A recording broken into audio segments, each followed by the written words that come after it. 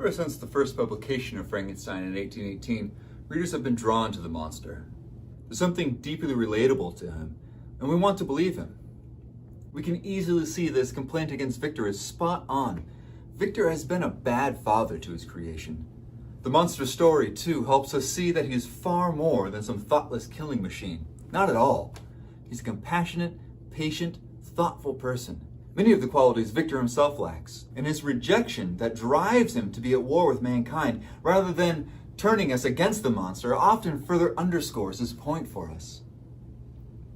A lot of readers have felt deep sympathy for the monster. One influential reading suggests that the novel is a kind of allegory for adolescence. The monster's growth and change, his inability to control his words, his failure to properly interact with society, the awkwardness with which he views his body.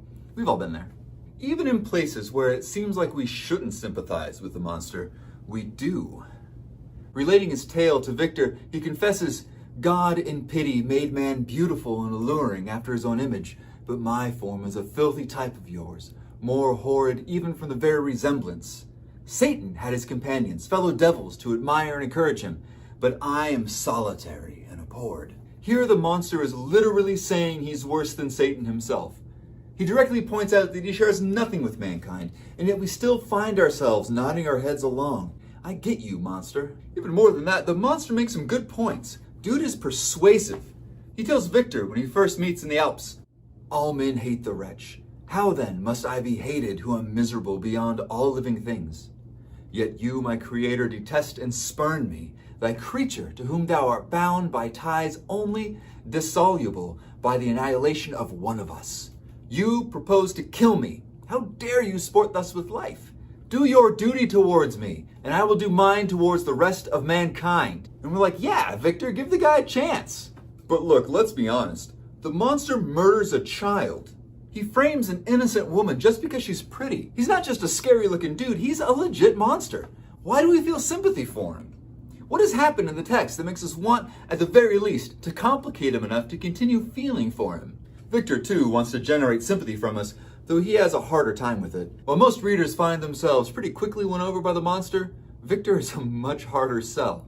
Most modern readers, in fact, find him downright repulsive. His egotistical upbringing, his privileged background, his arrogant, self-superior view of the world all keep us at arm's length.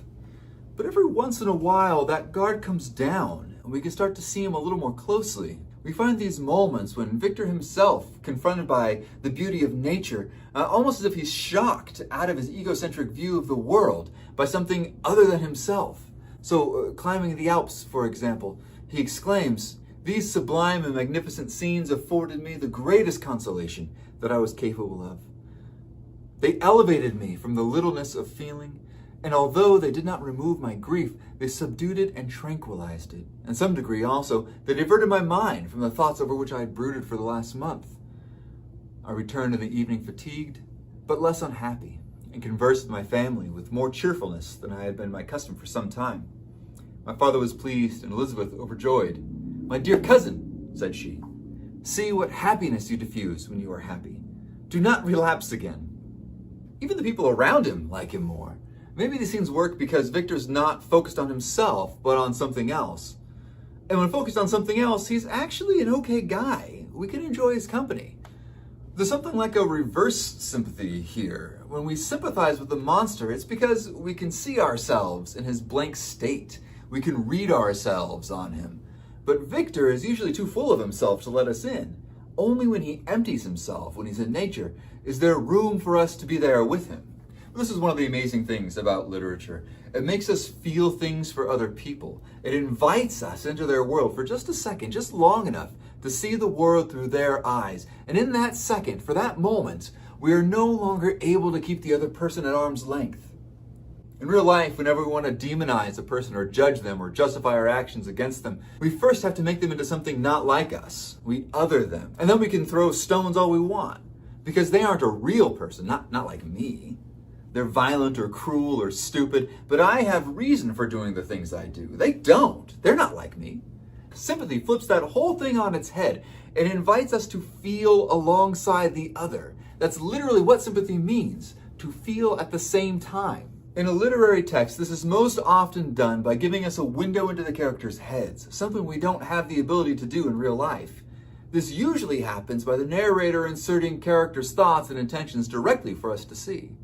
In Frankenstein, it's a little bit different because the narrative shifts entirely to give us a first-person account of these characters. Rather than a narrator telling us the story, they tell it themselves. But this gets tricky really fast for two reasons. First, the first-person narrator is always a little bit untrustworthy.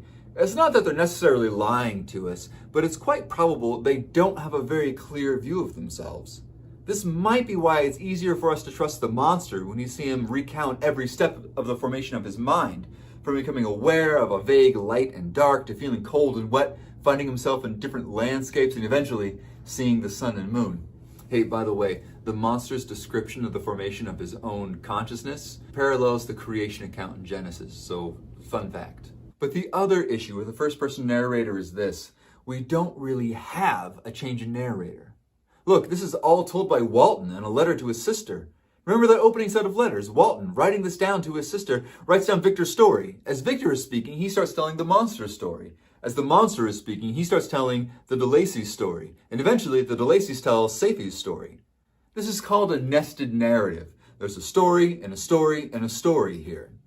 We can walk it back through DeLacy to the monster, to Victor, to Walton, to Mary Shelley sitting at her writing desk. But that continual displacement of the I of the speaker challenges our normative mode of understanding the speaker. Can we trust Victor's telling the story of the monster? Can we trust the monster's telling his own story? Hey, fun fact number 2. The monster speaks French. He learned speaking by overhearing Felix DeLacy, French expat, giving language lessons. The fact that we're reading an entire story in translation without ever being told we're reading in translation is one more reason not to trust our narrators. So sympathy is at work here, but it's not working the way sympathy normally works in a text. So what's Mary Shelley up to? She's certainly upsetting the normal ways we make sympathy happen, but she's already told us she's doing this. Remember the preface? Shelley writes, "I am by no means indifferent to the manner in which whatever moral tendencies exist in the sentiments of characters it contains shall affect the reader. Yet my chief concern in this respect has been limited to the avoiding the enervating effects of the novels of the present day." She's actively avoiding the normative way of producing feeling in a text. This novel wants to do something more than just make us feel things for the characters. In fact, she goes on in that preface to point out that the characters' opinions may not be trustworthy. But what's so bad about those novels of the present day she's trying to distance herself from? Why wouldn't she want to use sympathy in the way that we would normally expect? The truth of the matter is, those sentimental novels Shelley is critiquing might produce sympathy, but they rarely produce change.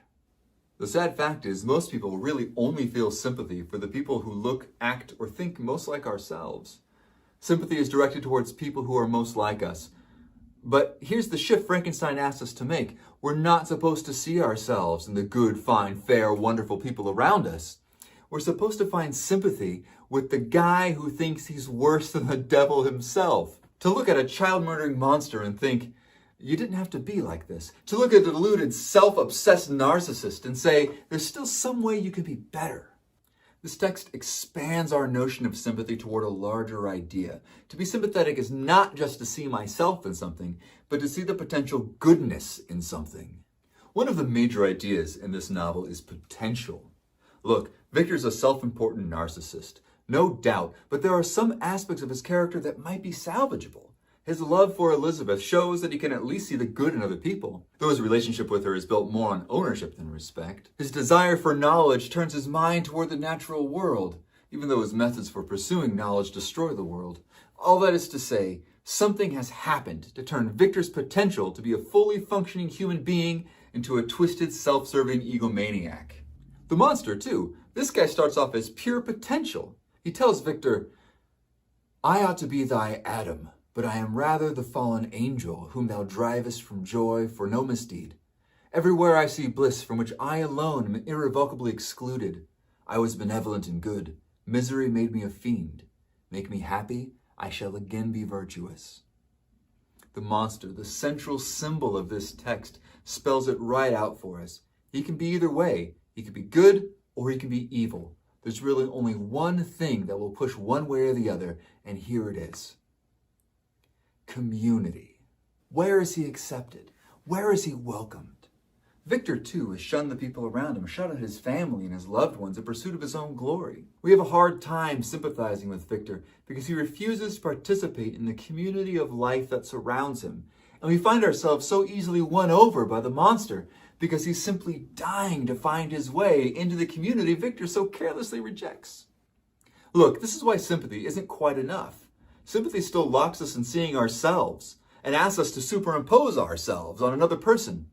But community is a space of welcoming difference, accepting the other, willing to hear out and see the humanity even in those who are guilty of evil, and saying to those people, too, have potential to be good.